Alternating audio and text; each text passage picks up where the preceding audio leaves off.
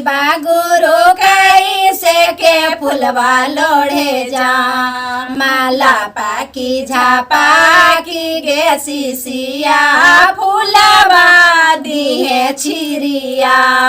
इला पाकी झापा की गे सिसिया फुलवा दिहे छिरिया हमें कैसे फुलवा छिरिया यो जी शिवा गुरु भागा के हियो बाड़ी छोटा हमें कैसे फुलवा छिरिया यो जी शिवा गुरु भागा के हियो बाड़ी छोटा सांझा सवेरे दया मांगी हागे सिसिया भागा जाए तो बादला सांझा सवेरे दया मांगी हागे सिसिया भागा जाए तो बादला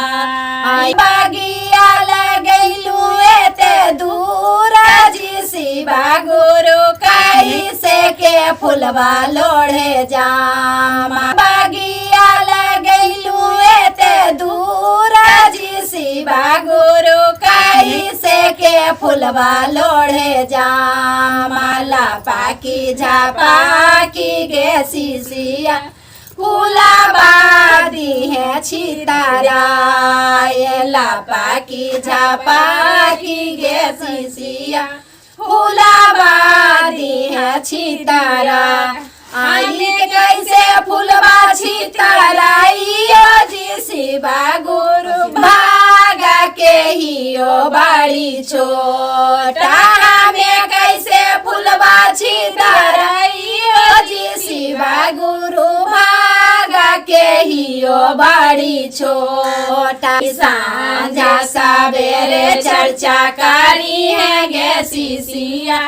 भागा जाए तो बादला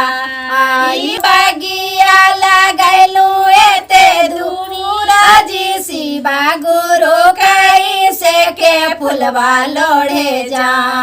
बगिया लगैलू एते दूर जी शिवा गुरु कैसे के फुलवा लोढ़े जा सांझा सवेरे चर्चा करी है गे सिसिया